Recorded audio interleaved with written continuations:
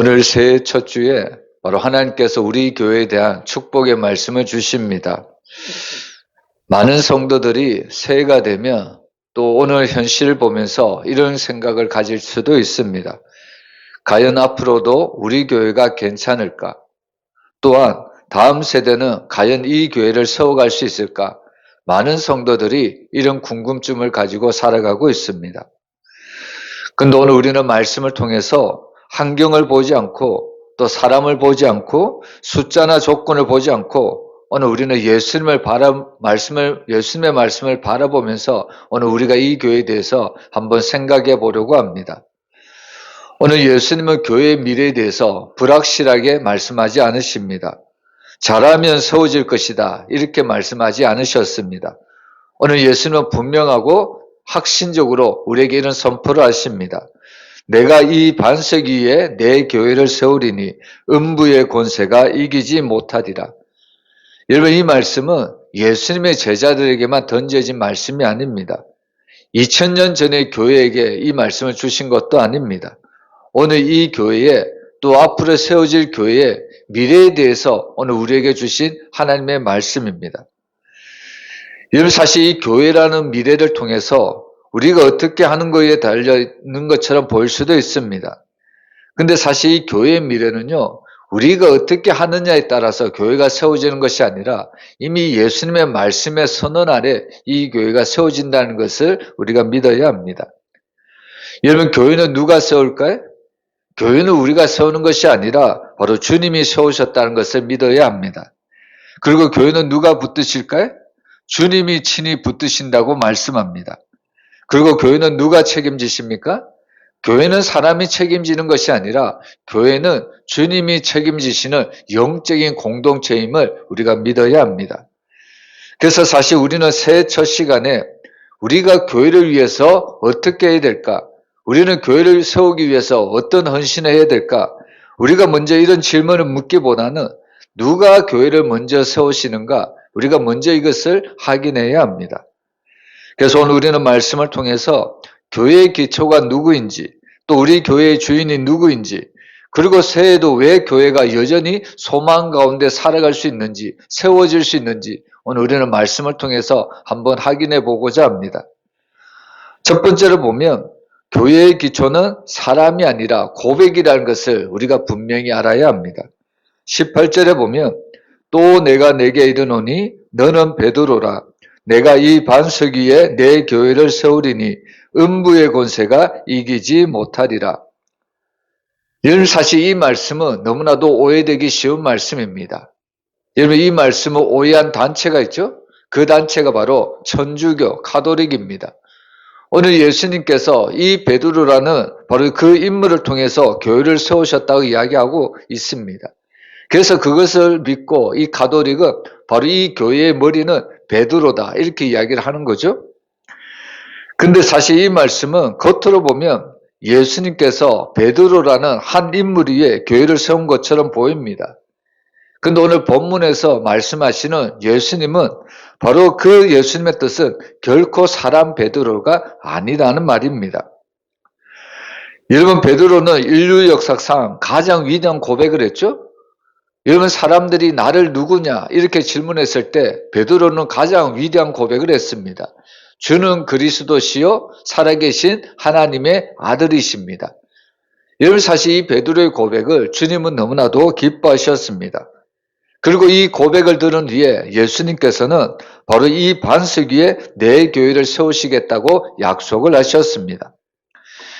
여러분, 그래서 사실 성경에서 교회의 기초는 항상 고백이라는 것을 잊어서는 안 됩니다. 여러분, 사실 사람이라는 존재는 변하지만 고백은 변하지 않습니다. 우리가 예배 때마다 무엇을 고백합니까? 사도신경으로 고백을 하죠. 여러분, 우리가 늘 고백하는 사도신경은 변하지 않습니다. 늘 우리가 동일하게 고백을 하고 있습니다. 근데 거기에 비해서 사람이라는 존재는 늘 변할 수밖에 없습니다. 우리가 베드로를 생각해 보면 베드로는 며칠 지나지 않아서 예수님을 3번씩이나 모른다고 부인을 했습니다. 여러분, 이처럼 사람이란 존재는 늘 흔들리는 것을 우리가 알 수 있습니다. 여러분, 만약에 교회가 베드로라는 인물 위에 베드로라는 사람 위에 세워졌다면 교회는 이미 무너지고 더 이상 교회는 사라지고 말았을 겁니다. 근데 우리가 보는 교회는 오늘날도 여전히 견고히 서갈 수 있는 것을 볼 수가 있습니다. 그러면 왜 교회가 결코 무너지지 않을 수 있을까요? 그것은 바로 교회는 사람 위에 세워진 것이 아니라 예수는 그리스도다. 바로 이런 고백 위에, 신앙의 고백 위에 교회가 세워졌기 때문입니다. 그래서 다시 오늘 이 새해에 우리가 다시 붙들어야 할 것은 교회는 유능한 사람이 세우는 것이 아니라 항상 신앙 고백을 통해서 바로 세우는 것임을 우리가 잊어서는 안 됩니다. 여러분, 어떤 교회가 살아있는 교회일까요? 여러분, 어떤 교회가 믿음 있는 교회일까요? 많이 보이고 숫자가 많고 건물이 훌륭한 교회가 살아있는 교회, 믿음이 있는 교회가 아닙니다. 여러분, 교회라는 것은 아무리 작아도, 아무리 적은 숫자가 모인다고 할지라도 그 모인 교회 안에 그 성도들에게 그 입술에서 주는 그리스도십니다. 이런 고백이 있을 때 그 교회는 살아있는 교회가 될 수 있고 그 교회는 믿음이 있는 교회가 될 수가 있습니다. 여러분, 결코 교회는 건물이 될 수가 없습니다. 사람이 많이 모인다고 해서 교회도 참된 교회가 아니라는 말씀입니다. 여러분, 참된 교회는 바로 예수 그리스도를 고백하는 공동체, 바로 그것이 바로 교회라는 겁니다. 여러분, 한국에 많은 교회가 있죠? 근데 사실 우리는 한국에 있는 많은 교회보다 훨씬 더 많은 교회가 세워지고 있음을 믿어야 합니다. 왜 그럴까요? 그것은 바로 교회는 건물이 아니기 때문입니다. 내가 그리스도라고 고백하는 그 순간 나 자신이 교회가 될 수 있기 때문입니다.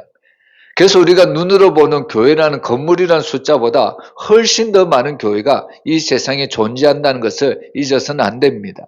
나 자신이 바로 교회라는 말씀입니다. 근데 참으로 안타까운 것은 예배가 단순한 형식이 될 때 여러분, 교회는 늘 힘을 잃어가는 것을 볼 수가 있습니다. 늘 이런 외식적인 것에 교회가 치중을 할 때 교회는 힘을 내는 것이 아니라 교회는 오히려 점점 더 빛을 잃어간다는 것을 우리가 알 수가 있다는 겁니다. 그리고 교회가 사명이 바로 목적이 되어버렸을 때, 바로 어떻게 보면 교회가 열매가 목적이 되어버렸을 때 교회는 방향을 잃고 만다는 겁니다. 여러분, 교회는 한 영혼에 집중을 해야 되는데 많은 교회들이 어떻게 하면 한 사람이라도 우리 교회에 더 오게 할까? 이런 열매에 초점을 맞추다 보면, 이런 사역에 초점을 맞추다 보면 교회는 초심을 잃어버리고 결국 방향성을 잃어버릴 수밖에 없다는 겁니다. 그러면 교회는 어떻게 세워갈 수 있을까요? 결국 교회는 고백이 있을 때 살아있는 교회가 될 수가 있다는 겁니다. 아무리 우리 교회가 작을지라도, 아무리 우리 교회에 오는 성도들이 작을지라도 오는 성도들의 그 고백 속에 예수는 그리스도십니다. 이런 고백이 있을 때 우리 교회는 믿음의 반석 위에 세워질 수가 있습니다.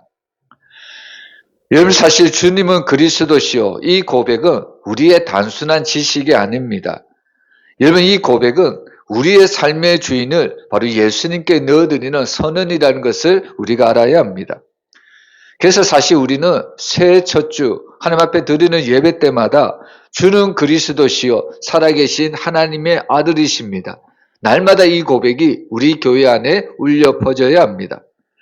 여러분, 사실 우리가 이런 고백이 울려 퍼질 때마다, 또한 우리가 기도할 때마다 우리는 하나님의 은혜 가운데 이 교회를 든든히 세워갈 수가 있다는 겁니다.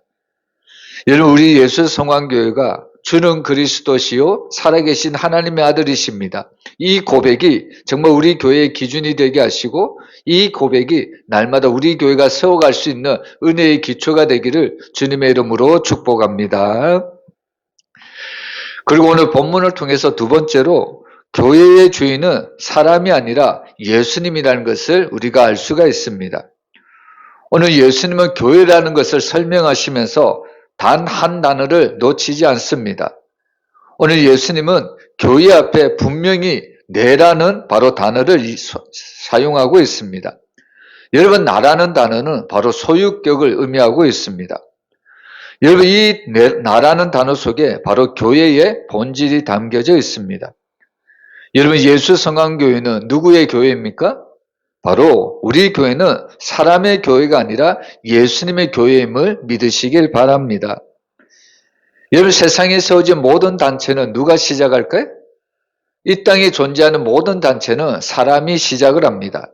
사람이 아이디어를 내고요. 사람에게 바로 그 단체의 리더가 있고 그 단체를 세워가기 위한 계획이 있습니다. 여러분처럼 세상에서 존재하는 모든 단체는 바로 사람이 시작하는 것을 볼 수가 있습니다.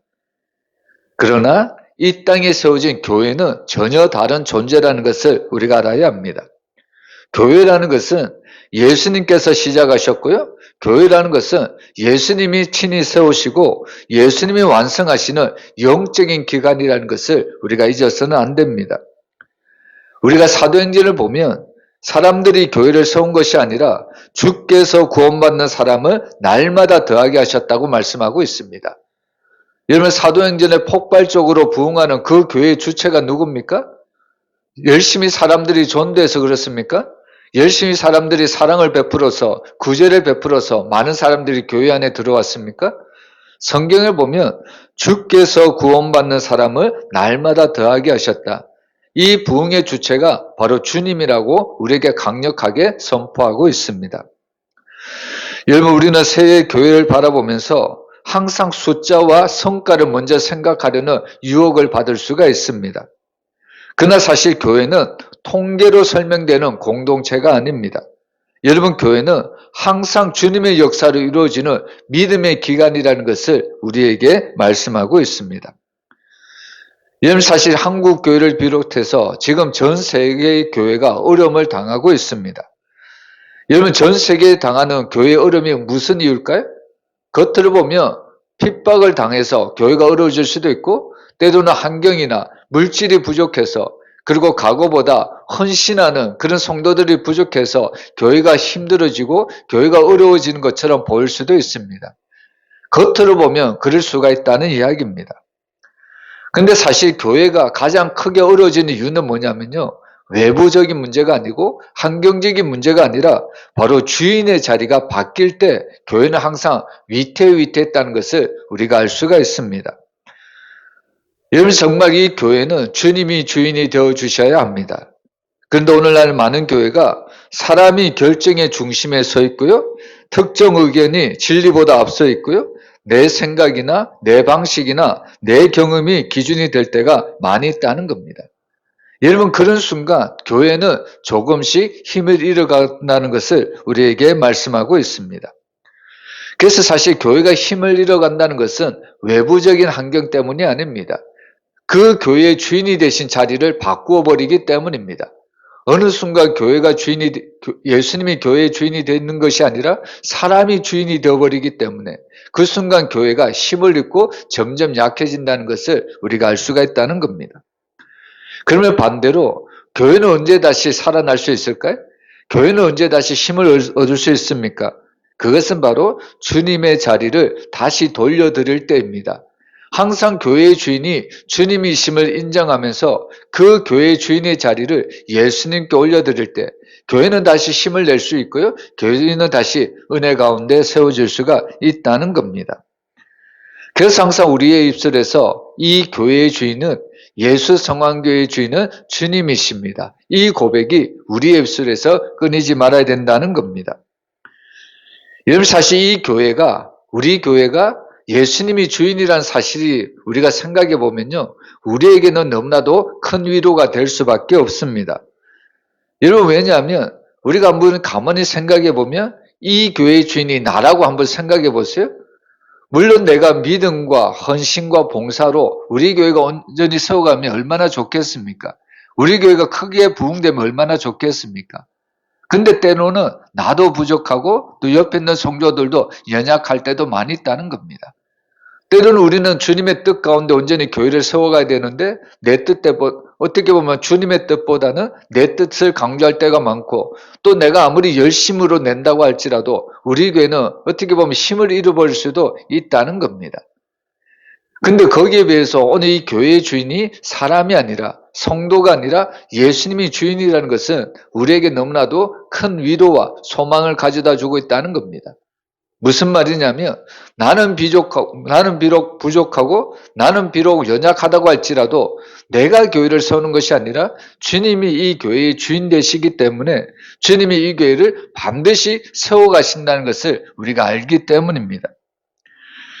그래서 항상 우리는 정말 이 말씀을 통해서 정말 이 교회의 주인은 주님이라는 것을 우리는 항상 한순간도 놓쳐서는 안 된다는 말씀입니다.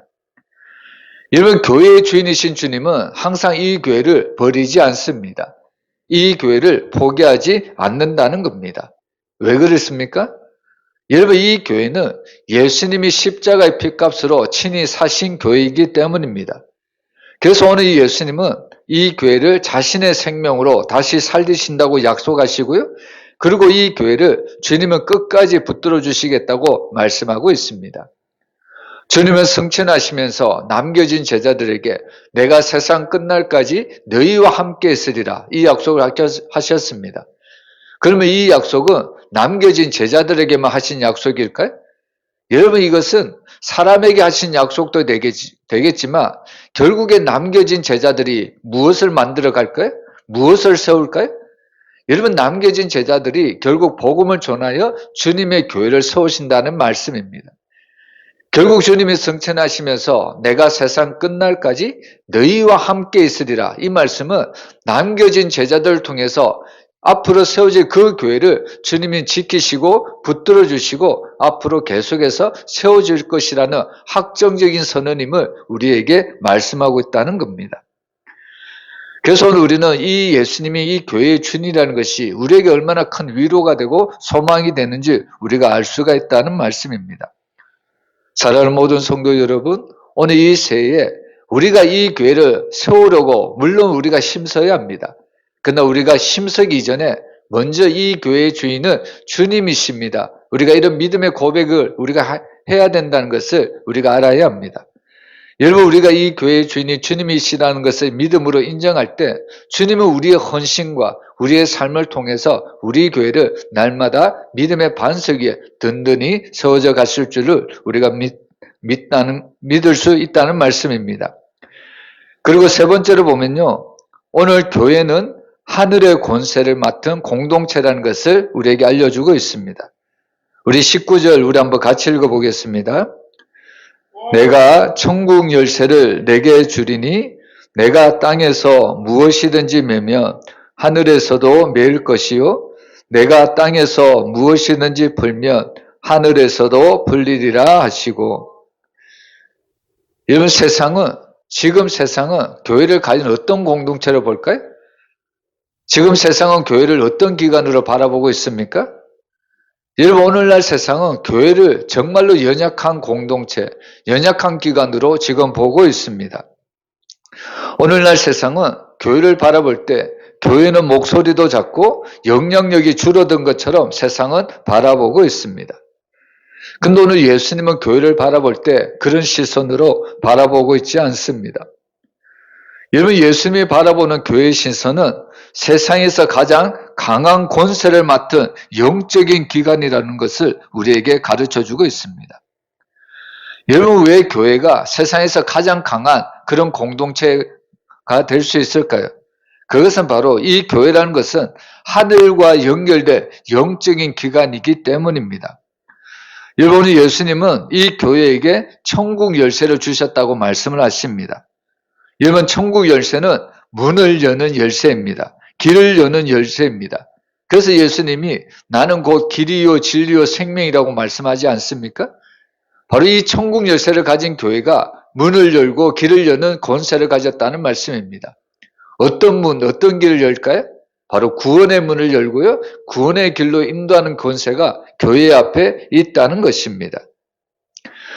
여러분, 사실 이 교회의 권세는 세상 방식과 전혀 다른 방식으로 일을 하는 것을 볼 수 있습니다. 여러분, 교회의 권세는 세상의 권세처럼 힘이나 숫자로 나타나지 않습니다. 또한 권력이나 제도로 증명되지 않는다는 것입니다. 여러분, 오직 이 교회의 권세는 말씀과 기도를 통해서 교회의 권세가 날마다 우리에게 선포된다는 것을 우리가 잊어서는 안 된다는 겁니다. 여러분, 우리가 주일날 하나님 앞에 나와 말씀을 듣죠? 여러분 말씀을 들을 때 우리의 닫혔던 마음의 문이 활짝 열리는 것을 볼 수가 있습니다. 또한 성도들이 예배 때마다 하나님 앞에 기도를 하죠. 여러분 우리가 기도할 때마다 하나님께서 우리의 기도를 들어주시고 하나님의 보좌를 움직이시고 하나님의 역사가 이 땅 가운데 그대로 응답된다는 것을 우리가 알 수가 있습니다. 그래서 사실 교회라는 것은 왜 큰 권세를 가졌냐? 바로 말씀과 기도를 통해서 하나님의 크신 역사를 우리가 바라보기 때문입니다. 근데 오늘날 한국 교회를 비롯해서 세계에 세워진 많은 교회가 점점 교회가 힘을 잃어가고 있습니다. 그 이유가 뭘까요? 말씀이 제대로 선포되지 않고 있다는 겁니다. 그리고 성도들에게 주신 하나님의 특권인 기도가 하나님 앞에 기도하지 않고 있기 때문입니다. 이런 말씀과 기도가 점점 이루어져 버리면 결국 하나님이 우리에게 주신 이런 놀라운 특권이 점점 사라질 수밖에 없다는 겁니다. 그래서 사실 우리 교회도 이 새해에 다시 붙들어야 될 것은 사람에게 집중하기보다는 다시 한번 우리가 말씀과 기도를 해보고하는 자리에 우리가 다시 나와야 된다는 말씀입니다. 여러분 결국 우리가 이 천국 열쇠를 맡았다는 것은 바로 하나님께서 우리에게 구원의 은혜를 주신 것을 세상에 흘러보낼 수 있는 바로 통로라는 역할을 감당하기 위해서 이 교회가 세워졌다는 것을 잊어서는 안 됩니다.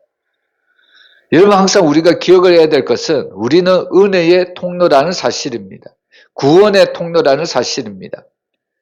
우리가 구약 성경을 보면 하나님이 구원하기로 작정한 민족이 유대인들만, 이스라엘 민족들만 하나님은 구약에서 그들을 구원하기 위해서 하신 말씀처럼 들릴 수도 있습니다.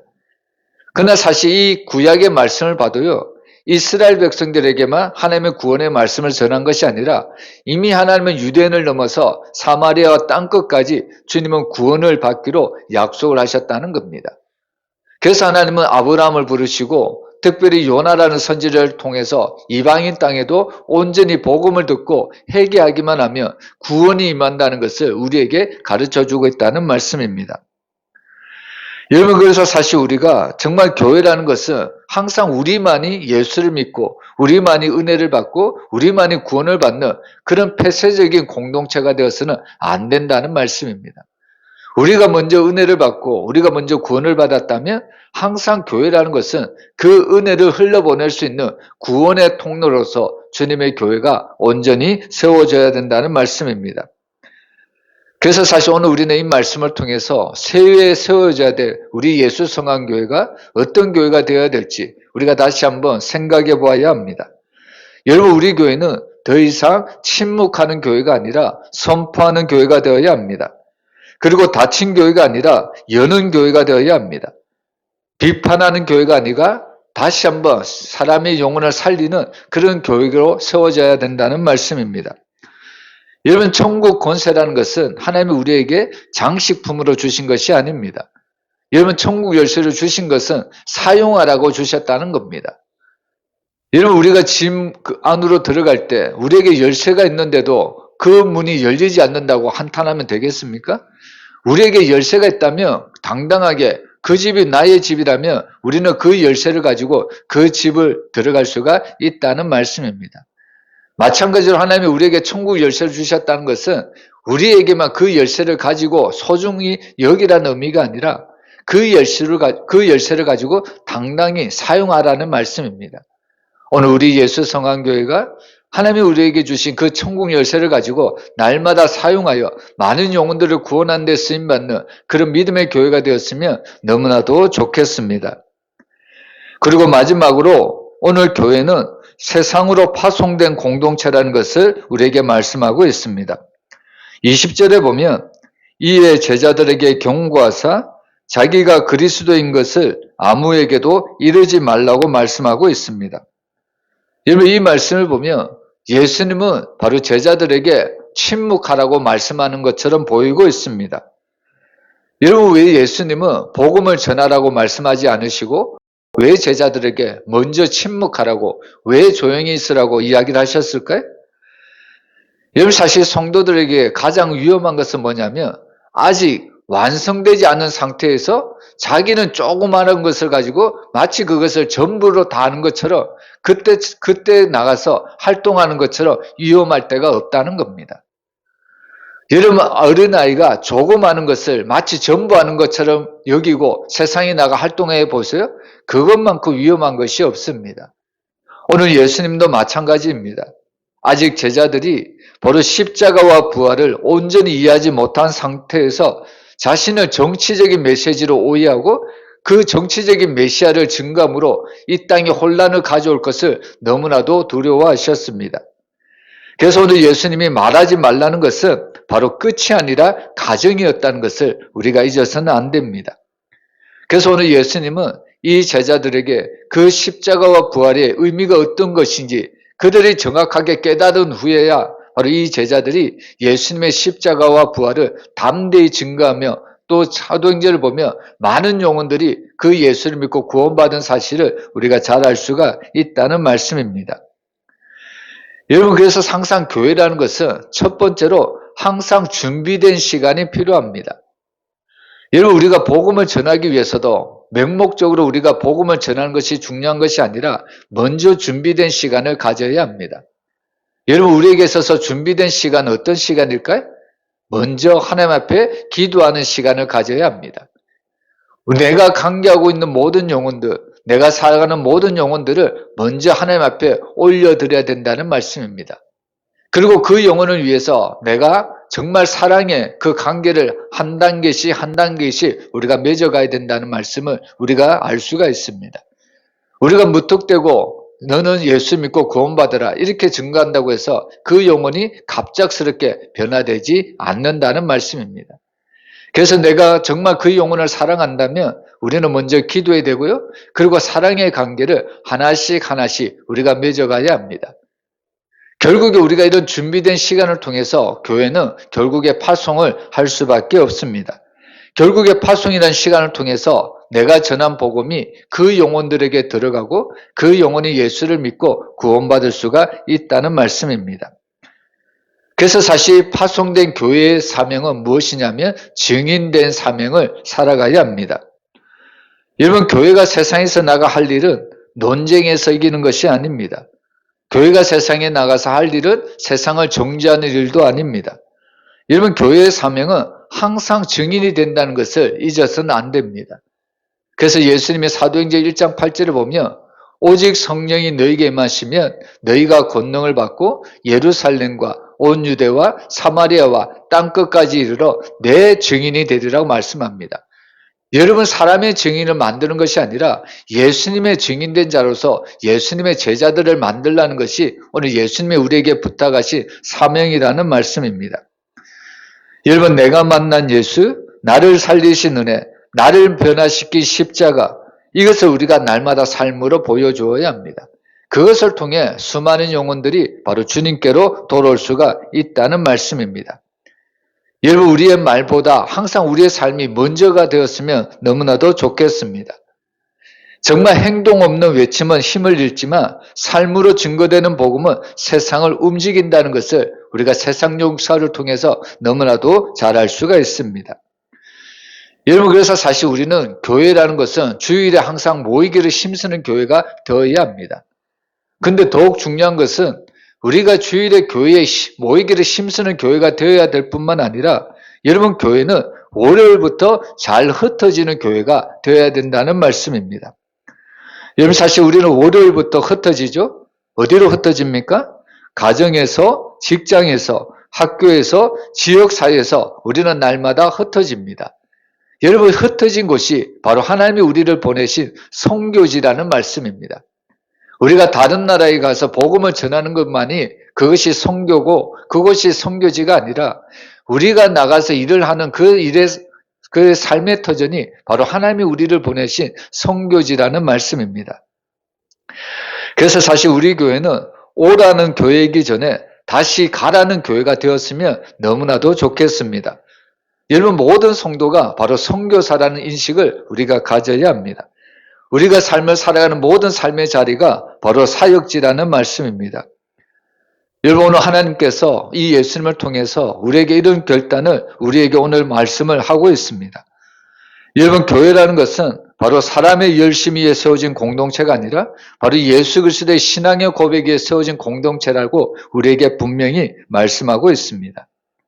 그래서 교회라는 것은 사람의 주인이 아니라 온전히 예수님께서 내 교회라고 말씀하신 것처럼 이 교회의 주인은 항상 예수님이라는 것을 우리가 인정을 해야 합니다. 그리고 교회는 연약해 보여도 결코 패배하지 않습니다. 왜냐하면 교회라는 것은 하늘에 그 천국 열쇠를 여는 그런 신령한 공동체이기 때문입니다. 그리고 교회는 머무르는 곳이 아니라 다시 세상으로 파송된 공동체라고 오늘 성경은 우리에게 분명히 알려주고 있습니다. 여러분, 오늘 우리가 새해 첫 주, 우리가 하나님 앞에 예배하며 우리가 주님 앞에 다시 세워지기를 원합니다. 여러분, 우리 교회가 과연 어떤 교회가 되어야 될까요?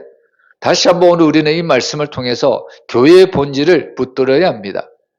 여러분, 교회는 오직 주님이 세우시고요. 오직 교회는 주님이 지키시고, 오직 교회는 주님이 붙들어 주시고, 오직 교회는 주님이 책임져 주십니다. 우리는 이런 믿음으로 나에게 맡겨진 일을 순종함으로 믿음으로 감당하며 된다는 말씀입니다. 오늘 우리 예수성안교회가 날마다 이런 본질을 붙잡고 또 나에게 맡겨주신 사명을 온전히 감당할 때 하나님이 우리 교회를 통하여 이 지역사회 또 이 지역사회를 넘어서 하나님의 크게 쓰시는 우리 교회가 될 줄로 믿습니다. 오직 우리 예수성안교회가 주님의 교회 또 사랑하는 모든 성도가 주님의 성도가 되시기를 주님의 이름으로 축복합니다.